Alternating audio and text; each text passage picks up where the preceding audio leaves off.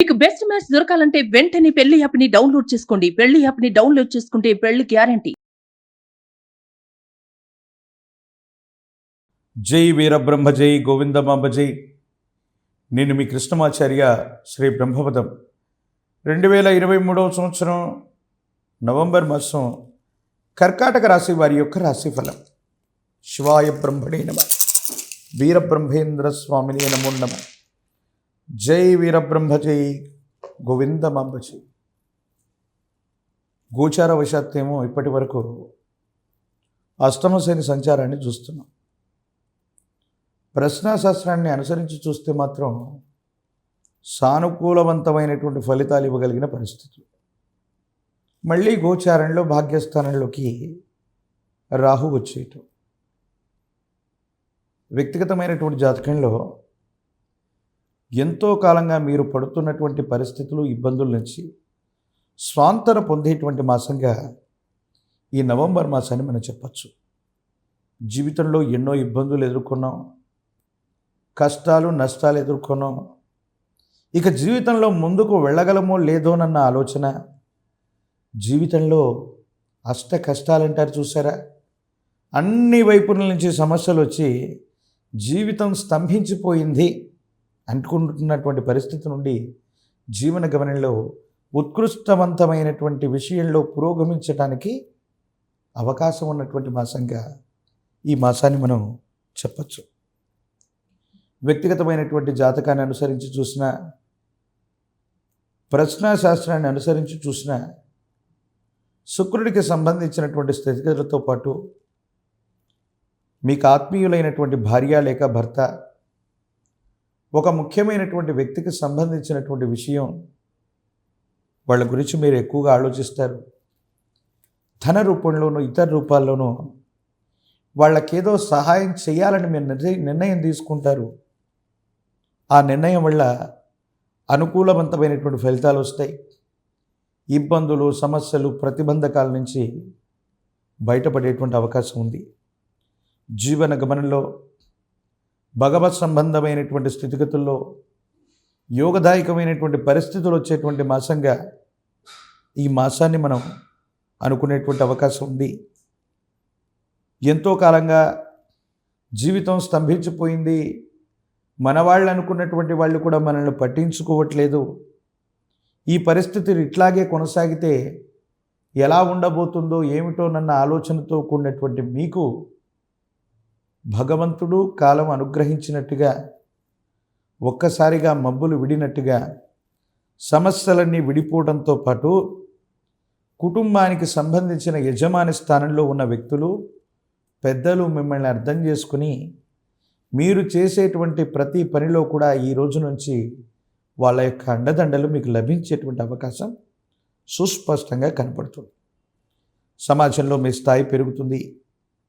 గృహ నిర్మాణ సంబంధమైనటువంటి విషయాలు, ఎంతో కారణంగా ఆగిపోయినటువంటి పనులు, కన్స్ట్రక్షన్ వర్క్లు, ఇవన్నీ కూడా మళ్ళీ మొదలయ్యేటువంటి అవకాశం. ఆర్థికపరమైనటువంటి అంశాల కోసం ఎంతో ప్రయత్నాన్ని చేస్తూ ఉన్న సఫలీకృతం కాకపోవటమో, ఇంతవరకు కూడా ఆర్థికపరమైనటువంటి అంశాల్లో ఇబ్బందులు ఎదుర్కోవటమో మీకు జరిగి ఉంటాయి. కొత్త రుణాలను మళ్ళీ చేస్తారు.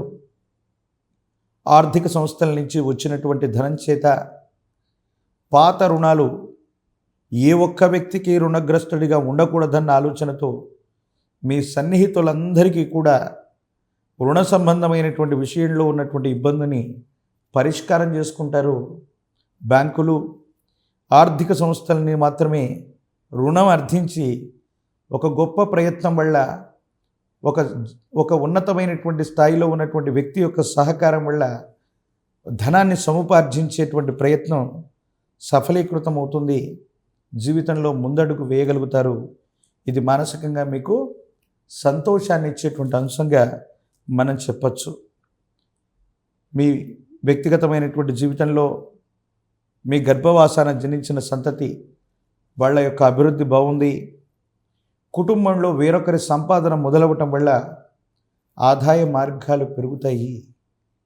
ఎంతో కాలంగా మీ ఒక్కరి మీదే కుటుంబం మొత్తం కూడా ఆ భారం వల్ల నెట్టుకు రావాల్సినటువంటి పరిస్థితి ఏదైతే ఉందో కుటుంబంలోని మిగతా కుటుంబ సభ్యులు కూడా వేరొకరి సంపాదన మొదలవటము, మిమ్మల్ని వాళ్ళు అర్థం చేసుకుని వాళ్ళ ప్రయత్నంతో వాళ్ళు చేసే వృత్తి, ఉద్యోగం, వ్యాపార సంబంధమైనటువంటి విషయాల వల్ల మీకు అదనపు ఆదాయం లభించేటువంటి అవకాశం, కుటుంబపరమైనటువంటి వ్యక్తిగతమైనటువంటి జీవితంలో ధనం వల్ల ఇబ్బందులు తొలగిపోతాయి. పాత బకాయిలన్నీ కూడా చెల్లించాలని కంకణం కట్టుకుంటారు. సానుకూలవంతమైనటువంటి స్థితిగతికి ఇది కారణమయ్యేటువంటి అంశంగా మనం చెప్పచ్చు. అయితే కొన్ని విషయాల్లో భూ సంబంధమైనటువంటి లావాదేవీలు అవ్వచ్చు, వారసత్వ సంబంధమైనటువంటి విషయాలు అవ్వచ్చు, కొన్ని విషయాల్లో ఘర్షణాపూరితమైనటువంటి వాతావరణం ఉంది. రాజీ మార్గంలో కూర్చుందాం, మాట్లాడుకుందాం, పరిష్కారం చేసుకుందాం అన్నటువంటి పరిస్థితుల్లో మీరు వెళితే కొంతమంది వ్యక్తులతో రాజీ మార్గంలో పరిష్కారం జరగకపోగా ఘర్షణాపూరితమైనటువంటి వాతావరణానికి తావిచ్చేటువంటి అవకాశం ఉంది. కాబట్టి తస్మాత్ జాగ్రత్త.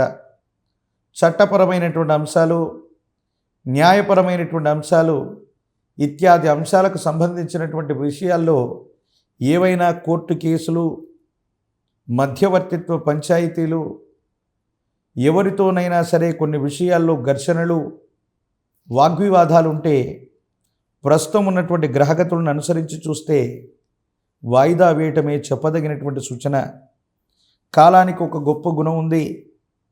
మనం తీవ్రమైనటువంటి సమస్యతో బాధపడుతున్నప్పుడు, ఏ ఒక్కరూ మనకు సహాయం చేయగలిగిన పరిస్థితి లేనప్పుడు, అంటే సమయం మనకు ప్రతికూలంగా ఉన్నటువంటి సందర్భంలో సమస్యను పరిష్కారం చేసుకునేటువంటి తోవ మనకి కనిపించినప్పుడు సమస్యని పరిష్కారం చేసుకోకుండా ఈ సమయాన్ని కొంతకాలం వాయిదా వేయటం వల్ల కాలమే సర్పమై ఫలితాన్ని మింగేస్తుంది.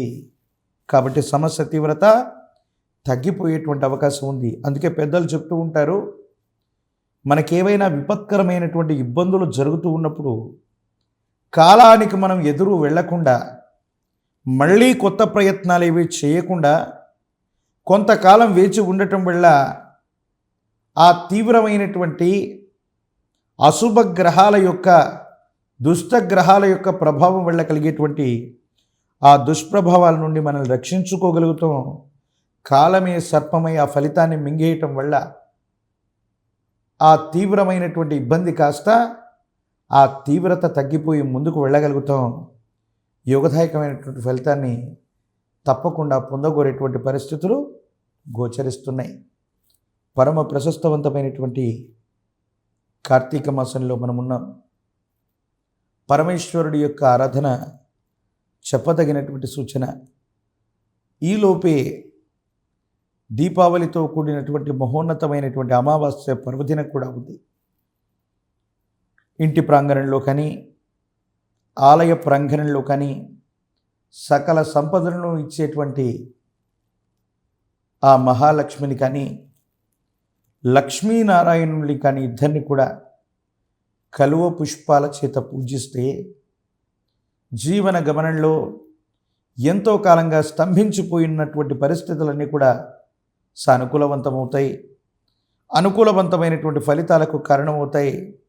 జీవన గమనంలో తప్పకుండా ఉత్కృష్టవంతమైనటువంటి ఫలితాలు పొందగోరేటువంటి పరిస్థితులు ఉన్నాయి. కాబట్టి అమావాస్య లాంటి పర్వదినం రోజు